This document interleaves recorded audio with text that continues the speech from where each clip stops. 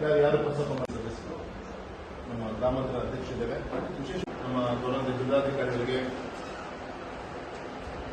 ನಮ್ಮ ಫಾರೆಸ್ಟ್ ಇಲಾಖೆಯ ಸಿಸಿಎಫ್ ಹನುಮಂತಪ್ಪ ಅವರಿಗೆ, ಎಡಿಸಿ ಅವರಿಗೆ, ನಮ್ಮ BSNL ರೀಜನ್ ಬಂದಿದೆ, ಎಲ್ಲ ಅಧಿಕಾರಿಗಳಿಗೂ ಒಂದು ಸ್ವಾಗತವನ್ನು ಬಯಸ್ತಾರೆ.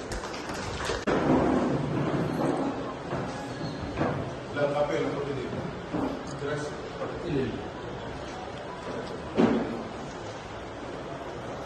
ಸರ್ 74 ನೋಟಿಫಿಕೇಶನ್ ಸ್ವಲ್ಪ ಕ್ಲಾರಿಟಿ ಇಲ್ಲ.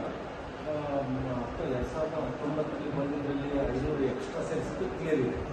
ಪ್ಲಸ್ ಇದು ಟೈಗರ್ ರಿಸರ್ವ್ ಇದೆ, ಎರಡು ಕೂಡ ಲಿಂಕ್ ಮಾಡಿ ಒಂದು ಬ್ರಿಡ್ಜ್ ಬೇಕು ಅಂತ ಹೇಳಿದ್ದಾರೆ. ಅದಕ್ಕೆ ಅದು ಕೂಡ ಅದನ್ನು ಕ್ಲಿಯರ್ ಮಾಡಿ ನಮ್ಮ ಅಧಿಕಾರಿಗಳು ನಮ್ಗೆ ಕಳಿಸ್ಕೊಟ್ಟು ನಮ್ಮ CCF ಅವರು ಕಳೆದ 5 ವರ್ಷ ವಾಪಸ್ ಮಾಡಿ ಕಳಿಸಿದ್ದಾರೆ. ಇದು ಸಿಂಗಳಿಕ ಮಂಗನ ಬಂದಿದೆ ಅನ್ನೋ ಏನು ಹೇಳಿಕೆಯಿಲ್ಲ. ಈ ಅಭಯಾರಣ್ಯನೂ ಕೂಡ ಸೇಮ್ ಈಗ ಒಳಗಿದೆ ಅಲ್ವಾ?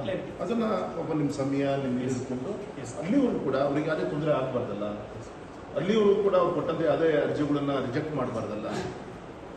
94C ಇರ್ಬೋದು, ಬಗೋಲ್ಫುಮ್ ಇರ್ಬೋದು, ಮತ್ತೆ ಅವುಗಳನ್ನ ಅಲ್ಲಿವರೆಗೂ ಕೂಡ ನಿಮ್ಮ ಡಿಫಾರೆಸ್ಟೇಷನ್ ಏನೋ ಹೊಸದಾಗಿ ನೀವು ಶುರು ಮಾಡ್ಕೊಂಡಿರಲ್ಲ, ಅದರಲ್ಲಿ ಅದು ಯಾವುದು ಮುಟ್ಟಕ್ಕೆ ಹೋಗ್ಬಾರ್ದಲ್ಲ.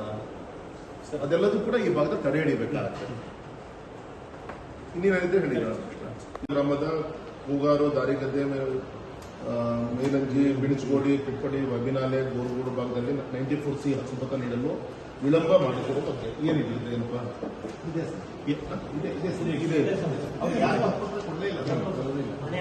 ಕೊಡ್ಲಿಕ್ಕೆ ಬರೋದು ಇಲ್ಲ. ಇದನ್ನು ಕ್ಲಿಯರ್ ಮಾಡ್ಕೊಂಡೇ ಮಾಡಬೇಕು. ಇದೆಲ್ಲದೂ ಕೂಡ ಪರಿಹಾರ ಇಲ್ಲ ಅಂದ್ರೆ ಇದು ಮೇಜರ್ ಮದರ್ ಡೀಡ್ ಸರಿಯಾಗಬೇಕು ಅಲ್ವಾ? ಈ ಬೇಸಿಸ್ ಮೇಲೆ ಈ ಮೀಟಿಂಗ್ ಅಲ್ಲೂ ಇಟ್ಕೊಂಡು ನಾವು ಒಂದು ಸರ್ಕಾರದ ಕರ್ತವ್ಯ ಕಳಿಸ್ಕೊಡ್ಬೇಕು. ಎರಡನೇ ಸರ್